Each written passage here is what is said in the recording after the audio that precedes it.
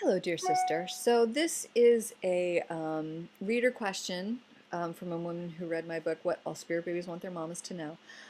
And it's such a really good question. I'm going to include it as part of my video series, Higher Dimensional Parenting. Um, this is a fantastic woman, totally inspired by her. Um, I hope you don't mind me saying, dear sister, she was planning for a natural birth, had to have an emergency C-section, but because she had the wisdom of the spirit baby realm from the information from my book, she handled it beautifully. She was totally prepared for an emergency C-section. And that brings tears to my eyes because she didn't go into this thinking that she was failing, that her body was doing something wrong. She went into this knowing this was the path she was supposed to take. She talked to her baby during the whole time.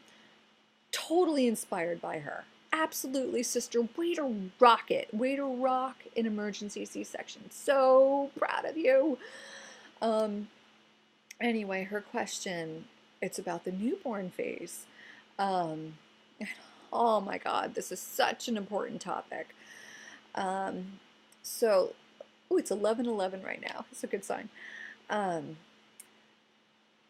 so at the time of her question, I believe her baby was just a little over a week old, and she's struggling with the neediness of her baby and her need to also stay independent. Oh, dear sister, I know how you feel. So the one thing you really don't know, I didn't know when becoming a mother, was how all encompassing the newborn phase is. Um, I love being a mother. When my baby was born, I loved being a mother to that baby. However, I was also totally overwhelmed by it. Totally overwhelmed by it. Because your baby needs you all the time. All the time. Uh, this is a tricky subject because the ways we're taught to treat babies goes against my heart, like let the baby cry it out to become independent, put the baby in the crib, let it cry it out, sleep training, don't feed the baby every time he wants or he'll be spoiled. Uh, None of that felt right to me. It absolutely didn't. And then there's this whole alternative movement called attachment parenting, which I read about just because that's what I felt like doing.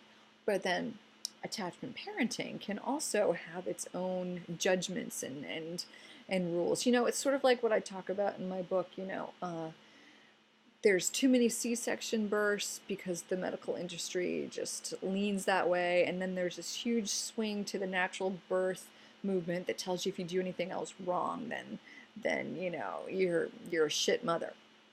It's sort of the same with attachment parenting.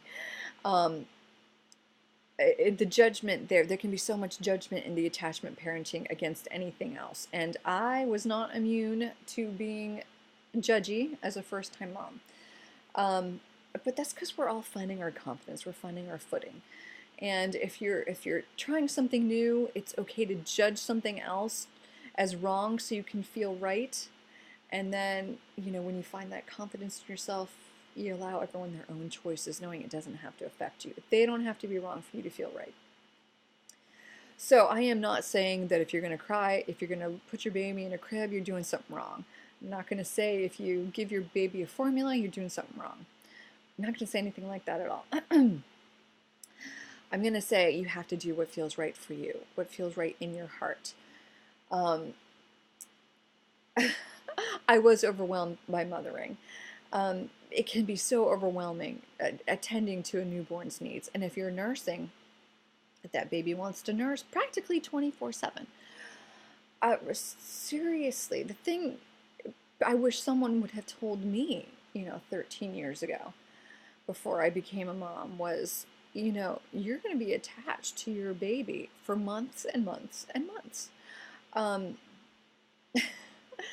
you're going to have to find a way to have some balance in there. So what I'm hearing from this woman when she asks this question is, how do I balance my baby's needing me to needing to also keeping my own independence? And that is such an important question, and one I did not master until I became a third-time mother. It wasn't until my third baby that I figured out how to be a mom that took care of all the needs and also took care of my own needs.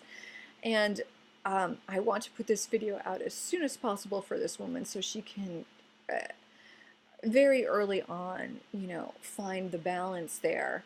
Um, so firstly, I just want to say, yeah, your baby is definitely going to need you. And if she's nursing all the time, there's nothing wrong with it. For the first 3 to 6 months, I really basically didn't leave my bed or my couch. I was nursing, or I really, my husband would bring me food. I'd be stuck with the baby there, and the baby didn't want to sleep on his own. And plus, I didn't really want him to. I tried it later on with other babies to put them, you know, even just in a, a, a sidecar next to the to the bed, but that was enough. They want to snuggle. They want to snuggle. So think about it. You know, they've been on the other side where everything's awesome, and then they're in your belly where they're warm and hugged all the time. Of course, they want the security of being close to their loved ones. So having the baby in bed is just something we did. I still have my 5-year-old, my youngest child. My 5-year-old is still in my bed. We're going to be moving out of that phase, but yeah, my 5-year-old's still in my bed. My first one was in my bed till 6, my second one till 4.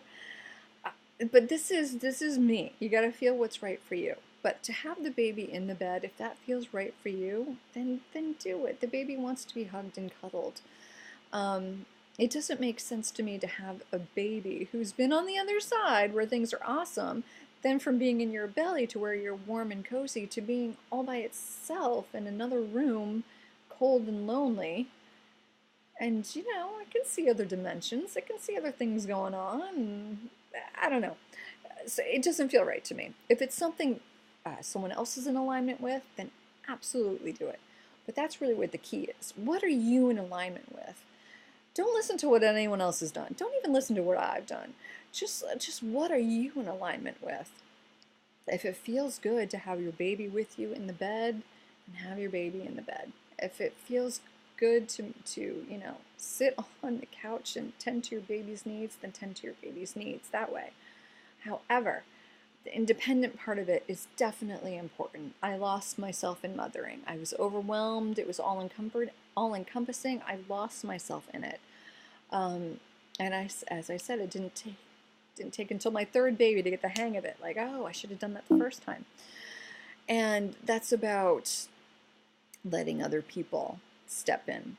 So if you want to be up and mobile and your baby still wants to be next to you, I can't recommend more. Those slings, I had a ring sling. I think it was called a Maya wrap. A Maya wrap or a Maya sling. I don't know.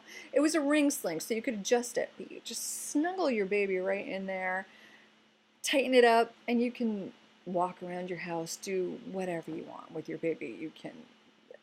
You can do whatever you want with your baby snuggled right next to you. So that'll give you some sense of, okay, I don't have to be on the couch or the chair the whole time. I can get up, and I would often take my baby for walks in the sling. You know, I could get out, be in nature, and have the baby there. Some of my fondest memories of taking my baby in the sling. Grocery shopping, I take the baby in the sling. Restaurants, baby in the sling. I never had the car seat carrier, which always seemed bulky and awkward, but have the sling there. So have the sling for you, but then also have the sling for your husband or your partner. So this is where I'm going to get, you know, this is where the good stuff comes in here. So decide for yourself what you need. Voice that need to your husband, to your partner. Okay, I need like an hour a day to myself so I can be myself, so I can explore my own, so I won't lose myself, right? So I won't lose myself. And And have your dad put the baby in the sling. Have the dad go for a walk, or do whatever you need to do. At least for an hour a day is a great idea if you can do it. If you have other people in your life, have them wear the baby in the sling. Oh my God, what a great world it would be if we could just have a sling and pass it to person. I don't have any family around, so it was just me and my husband. But I did, express, okay, I got 3 hours, I still get it, 3 hours every Friday, where he just takes the boys and I do whatever I need to do. And, little bits and pieces in there. Now that they're older, it's not such a big deal. But the sling with the baby and the papa, that's a great thing to do. But then find what you're in alignment with, sister. And talk to your baby about it, okay? But you really have to be in a place of, this is what I need. I'm doing this for myself, from your own place of self-love, from your own place of self-nurturing. You have to nurture yourself first before you can really, really nurture that baby. Take care of your needs first before you can take care of the needs of your baby, which is tricky during the newborn time. But yeah, I wish I hadn't lost myself so much in those early years. But this is what I would do now if I had a baby, and this is what I learned to do the third time around. Talk to your baby when they're sleeping, when they're nestled up, when they're nursing.